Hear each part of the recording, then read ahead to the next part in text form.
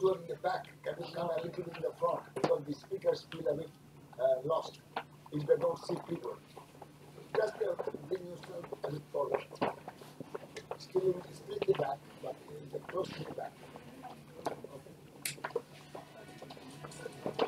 Just to stimulate the Just welcome Dr. Kikawa. He's going to speak on ECIC bypass for the ischemic cerebral vascular disease. I'm Dr. Tripathi. Please carry on. Thank you, Chair. Thank you for giving me this opportunity to be here. I'm Yucho Kikawa from Saitan Prefecture, Japan. I'm working in Department of Cerebrovascular Surgery. Today I would like to talk about ECIC bypass for ischemic cerebrovascular disease. Especially I will focus on the basic technique of STMC bypass.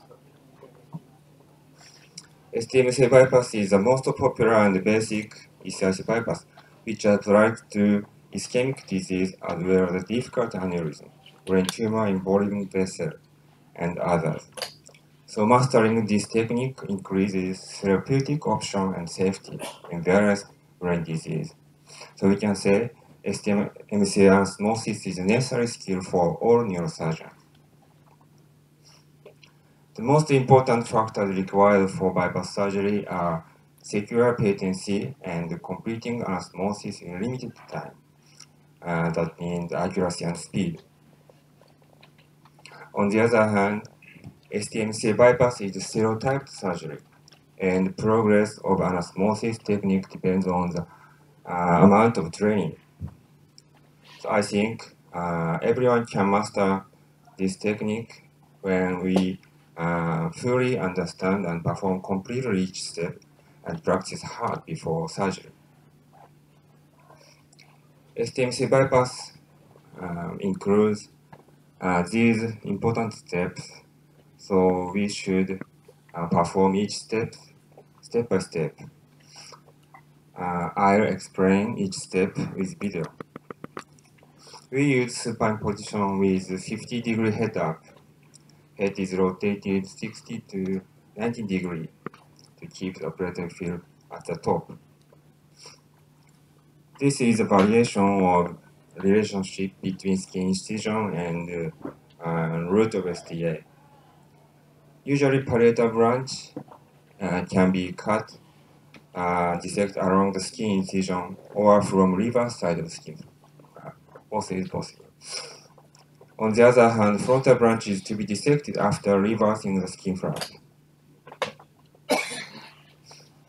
In the preparation of donor, generating an adequate tension using skin hook makes the dissection easy. So we use this skin hook. And it's important to coagulate and cut branches completely because the post-operative or post-anastomosis reading from the branch is very bad.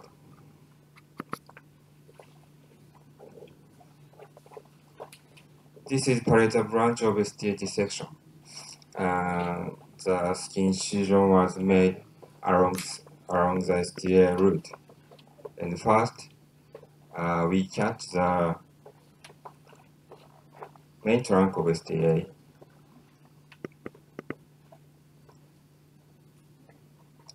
And along the supersurface of STA, we dissect from the proximal side. And from the distal side, the lateral side of STA is dissected. At this point, especially on the non-dominant hand side, we should be careful not to attach the bipolar body to STA surface.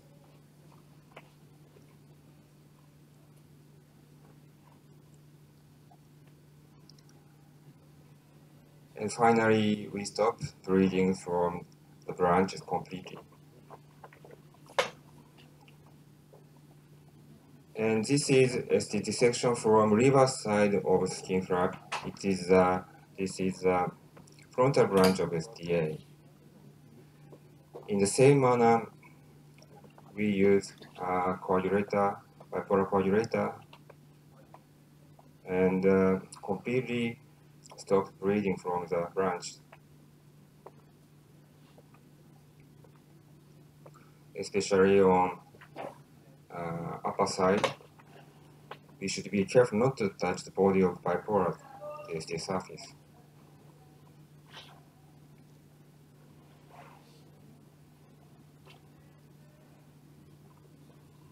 And completely coagulate and cut the branch. Around 8 cm is enough for anastomosis. Next, in craniotomy, protection of STA from high-speed drill-induced injury is very important. And in every step, it's important to stop bleeding completely. Opening the temporal muscle, and we use 2 bar holes in craniotomy, except the Moyama disease patient. And after stopping the bleeding completely, we make the dural incision. After dural incision, we can see the superficial sylvian vein at the center. After dural incision, we search candidate for recipient based on the diameter, color, and real-time blood flow evaluation using ICG video angiography. First, we perform ICG video angiography and decide the recipient. This vessel has enough diameter and has pink color, a good vessel for anastomosis. And small branch can be cut without any problem. And the rubber sheet is placed under vessel and fix place the gel form under that. To do so, the recipient can be floated. In the donor preparation, this is STA. In this point, STA blood flow is maintained, so we temporarily clamp the STA blood flow and cut and irrigate the lumen, and measure the distance to recipient, and remove the connective tissue surrounding STA. And we cut distal end of STA and create stamp. Usually we create stamp like fish mouth shape.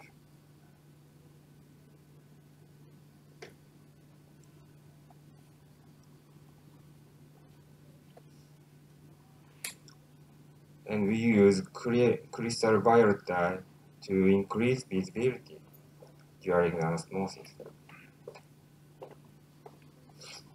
Before anastomosis, we should create a good operative field for anastomosis.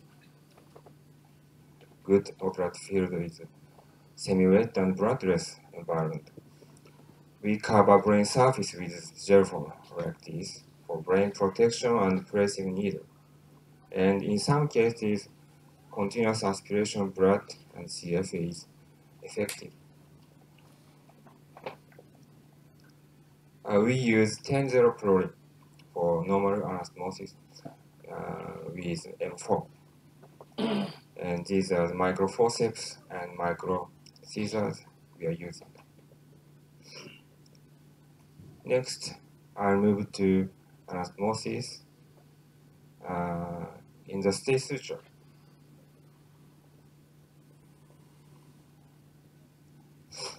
Before arteriotomy, we make state suture at the STA, edge of STA,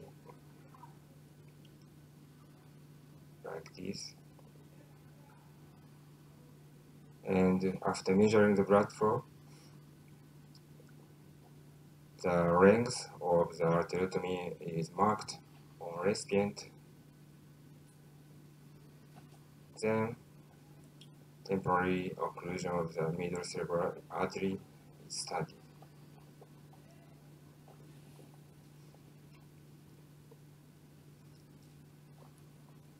And recipient is punctured with 27 gauge needle and irrigate the lumen, and using micro scissors, arterotomy is made.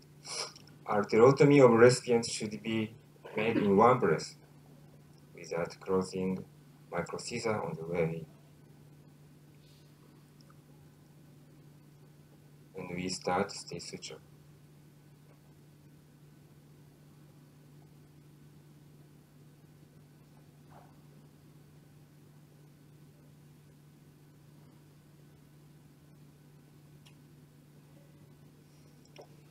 At the anastomosis, we should be careful of several things.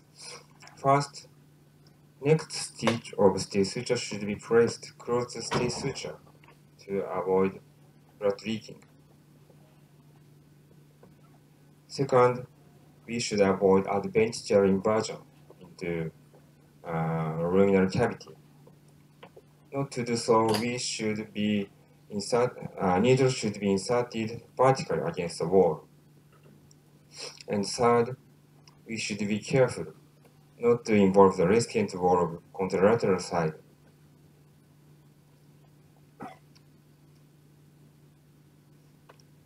The next stitch to the suture should be made with narrow interval.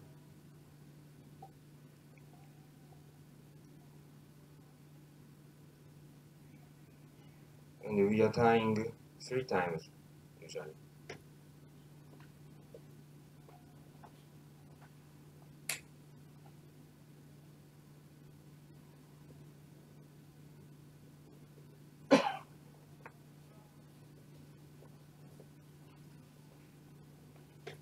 It's important to check the suture from the contralateral side repeatedly. In the same manner, the contralateral side, this is the next stitch to the state suture. It should be the narrow interval.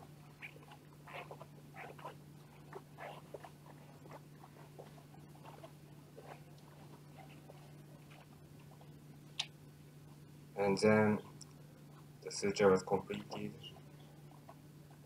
and we temporarily clamped the anastomosis side of the STA, and blood flow is opened.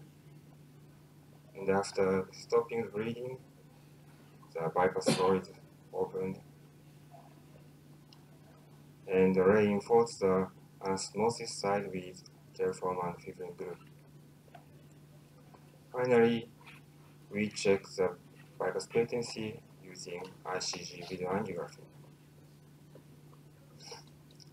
In the closure, dura should be sutured loosely at the penetrating site of STA, and for the prevention of CSS leaking, we wrap the STA with temporal muscle and packed with fibrin glue.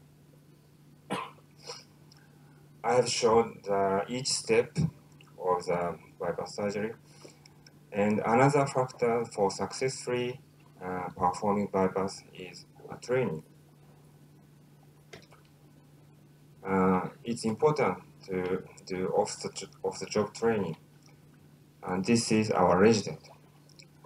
The resident in our institute are performing a bypass training every night after the job. This is a third-year resident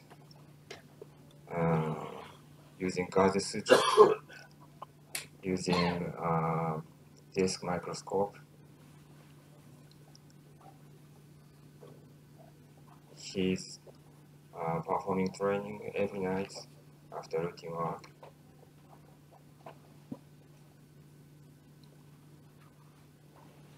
From the non-dominant hand side, he's good at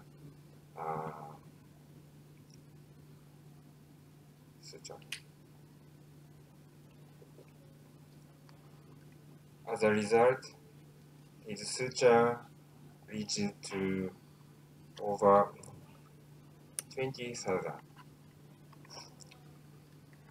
during a year.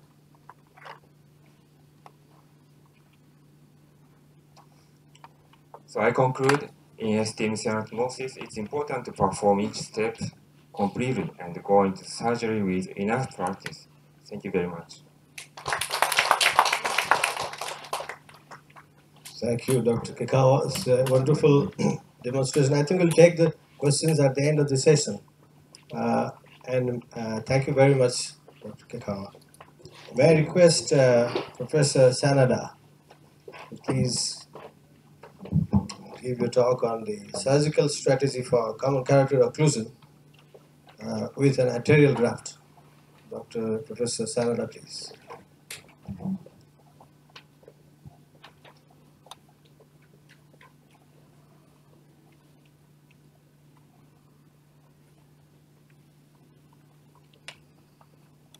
I think if you keep your questions ready at the end, it will be very helpful. Maybe one question per person, please. Thank you.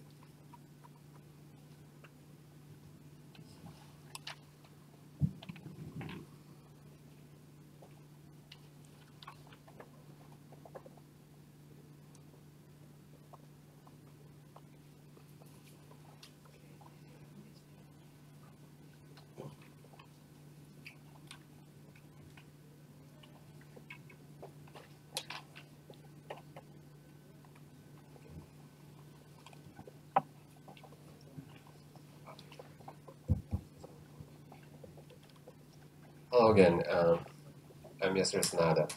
I just talked about the salvage technique before, but this time is kind of challenging bypass surgical strategy for CCL occlusion with arterial grafts.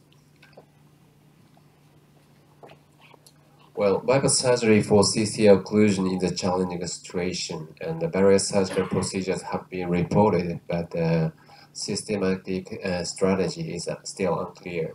Now, I would like to introduce my personal experience and propose a new strategy to treat CCL occlusion with arterial grafts.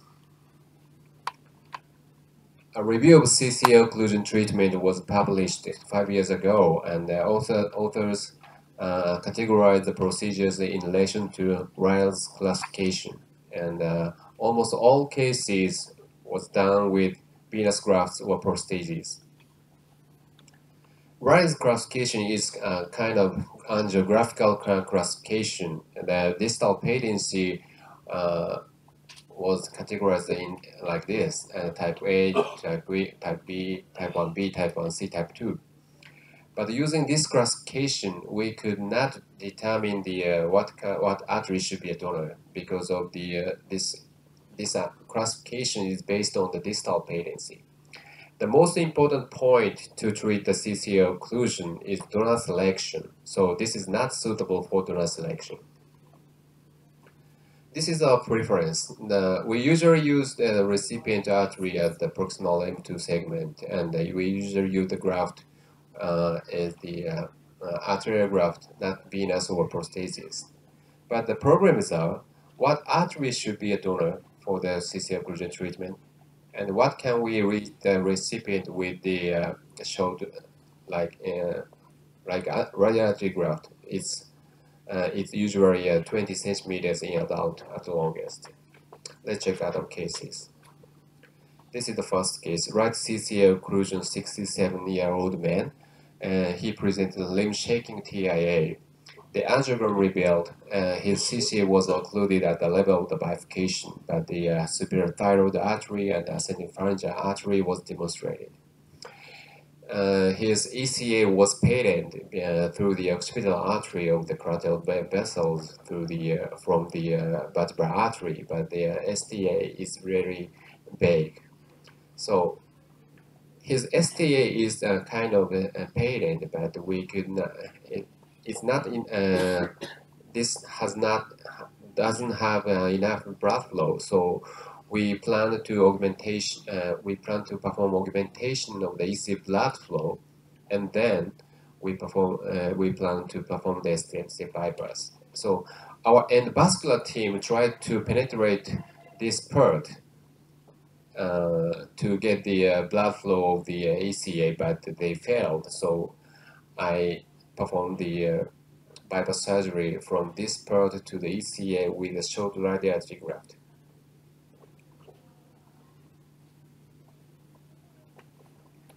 So I opened the carotid cyst and exposed the ACA. This is the occipital artery, and then we anastomosed to the radiology graft to the ECA. And after this anastomosis, we connected to the radiology graft to the CCA, but the too much plaque obstructed to catch the lumen, so I performed endarterectomy to the proximal site, removed the plaque, and then the radiology graft was connected to the CCA.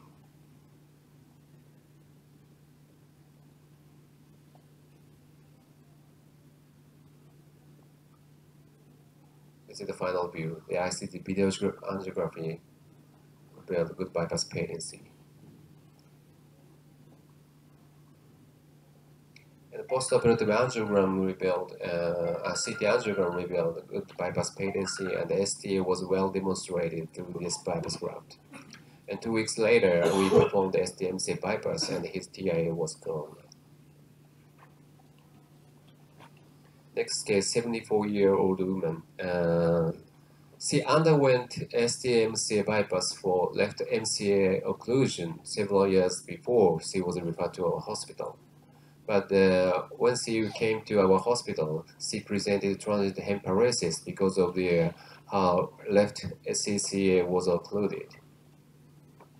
The angiography was performed, and her left IC was also occluded, but the bypass graft was kind of patent. So her bypass was already patent, so we just performed ECA augmentation with from these cervical arteries. So in this case, I used the this transverse cervical artery as a donor.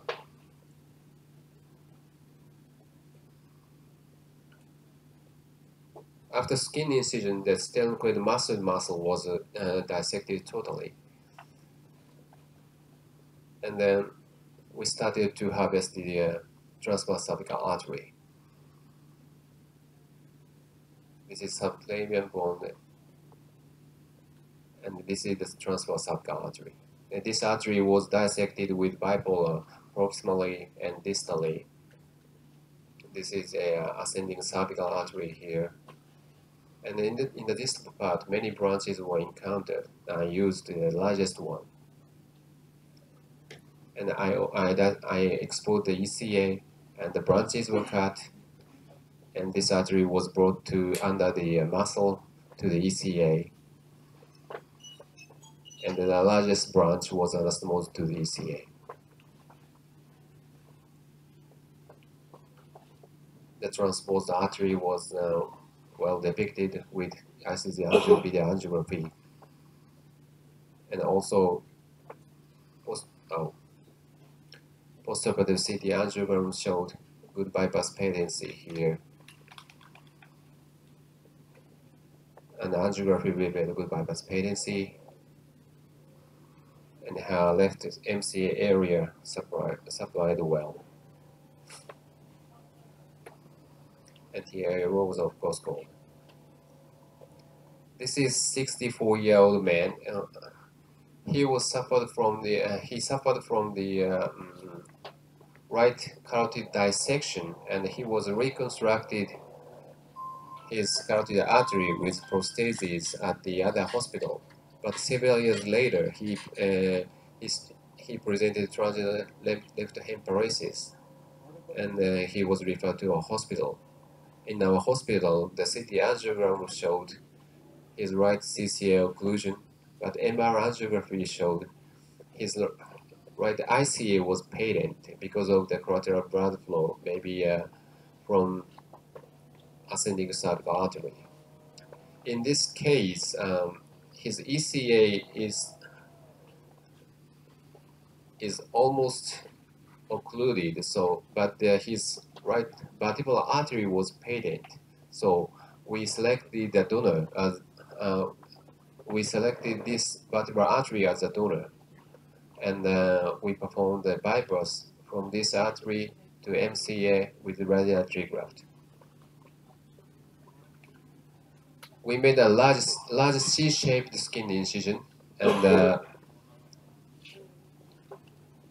we exposed the extracranial vertebral artery here. After this, we performed the front temporal craniotomy and opened the cerebral fissure until the M2 branches were exposed.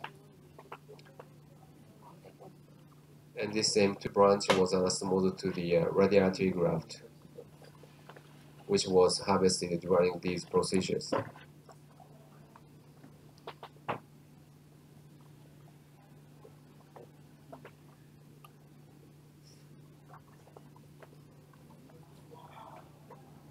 After this anastomosis, we made a groove to place this graft. It's a kind of protection of post-operative protection. I make a groove to place the graft toward the extracranial vertebral artery, and then the other end of the graft was connected to the vertebral artery.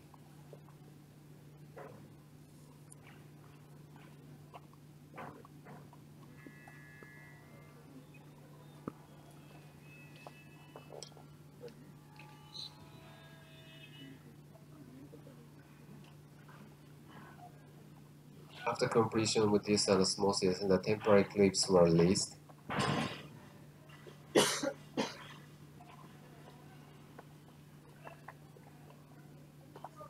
The ICC videography revealed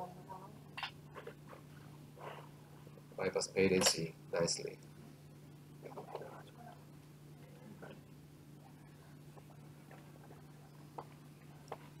Postoperative DWI revealed no ischemic complications, and postoperative rotational 3D CD angiography showed good bypass patency, and the anterior circulation was well perfused through this graft.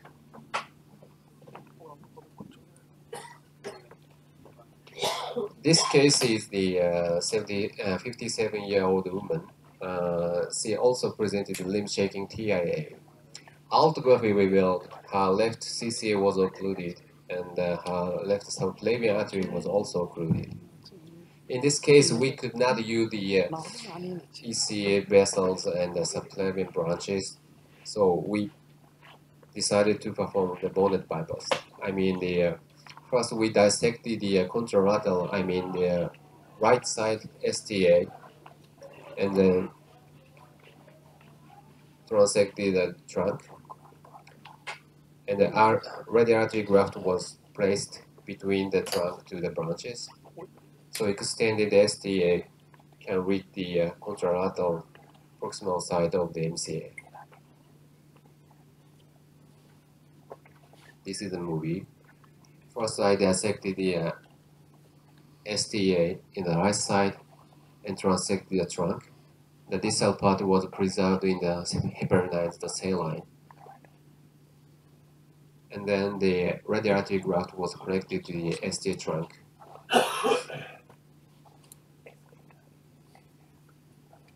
And make a groove to place the graft toward the left side.